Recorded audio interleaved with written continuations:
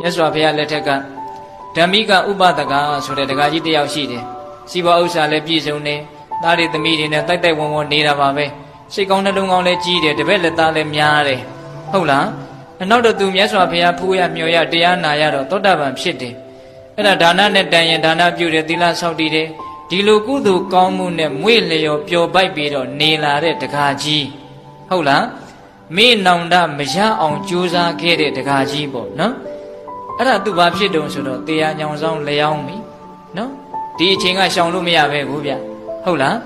အဲ့တော့သူဘာလုပ်တုံဆိုတော့သမီးတွေကိုသားတွေကိုဂိုင်းငါမျက်နှိုးတော်မူတဲ့အရှင်ကောင်းတွေကိုသွားပြီးတော့ပင့်ကြည့်ခိုင်းလိုက်တယ်ယဟန်တော်တွေကြွလာတော့တက္ကကြီး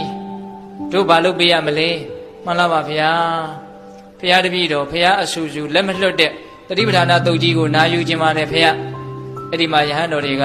မဟာတတိပဌာနာတုတ်ကြီးကိုရွတ်ပေးတာဘေးကနေပြီးတော့တက္ကကြီးကအိယာပေါ်မှာမလှုပ်နိုင်တော့ဟုတ်လားဒါပေမဲ့လို့ငါငယ်ရွယ်တုန်းကကောင်းတာတွေမလုပ်ခဲ့ရဘူးဆိုတဲ့နောင်တသူ့မှာမရှိဘူးဟုတ်လားတရားနဲ့ပြန်ပြီးတော့ဆန်းသက်နေတာဟုတ်လားအဲ့ဒါလိုလုပ်ရင်းနဲ့တက္ကကြီးကယောဂဝေဒနာကပြင်းထန်တော့တရားသံတွေကိုကြားတစ်ချက်မကြားတစ်ချက်တခါတလေတတိမေ့တယ်လို့ဖြစ်တယ်မိန်မောတွေးဝေတယ်လို့ဖြစ်တယ်အဲ့ဒီလိုဝိရဝါဒဖြစ်နေတဲ့အချိန်မှာသူ့ရဲ့အာယုန်ထဲမှာနော်နတ်ပြည်6ထပ်ကယထာ6ဆင်းကောင်းကင်မှာမြင်နေရတယ်တဲ့သူကအဲ့ဒီအတန်တွေလည်းသူကြားရတယ်တရားသံကပြောင်းနေပြီအဲ့ဒီအချိန်မှာအဲ့ဒီနတ်ယထာမှာရှိတဲ့နတ်သားတွေကဩတကြွယ်ကြီးဥပဒကာကြီးကျုပ်တို့ယထာကိုလိုက်ခဲ့ပါအဲ့ဒါလိုခေါ်တာတဲ့ဒါဥစဉ်တို့ကျမ်းဂန်တွေမှာအခိုင်အမာမှတ်တမ်းတင်ထားတာနော်ဒီထဲမှာနတ်ပြည်ကိုမယုံတဲ့လူတော့တယောက်မှပါမထင်ပါဘူးဟုတ်လားအဲ့ဒီမှာနတ်ပြည်ကနတ်ယထာ6ဆင်းရဲ့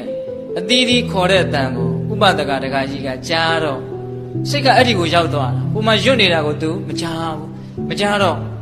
ဟာနတ်သားတို့သင်တို့ပြောတာတွေကသိပ်ပြီးတော့ဆူလွန်းတယ်ဒါကြောင့်ငါကအခုမှတရားနာနေတုန်းရှိသေးတယ်ခဏလောက်စောင့်ပါအောင်လို့အဲ့လိုပြောတာစိတ်ထဲမှာပြောတာကပါဇက်ကတကယ်ထွက်နေတယ်ထွက်နေတော့ယဟန်တော်တွေကသူတို့ကိုခဏလောက်စောင့်ပါအောင်လို့ပြောတာလို့ထင်တာဟုတ်လားထင်တော့သားသမီးတွေကလည်းဘေးကဝိုင်းပြီးတော့ငါတို့အဖေကြီးတစ်သလုံးတရားနဲ့ပြောလာတာတေဂာနိကြမှာ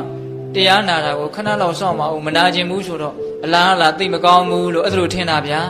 ထင်တော့ငိုကြရောအဲ့ဒီကြတော့မှဟုတ်လားငါတို့အဖေကြီးက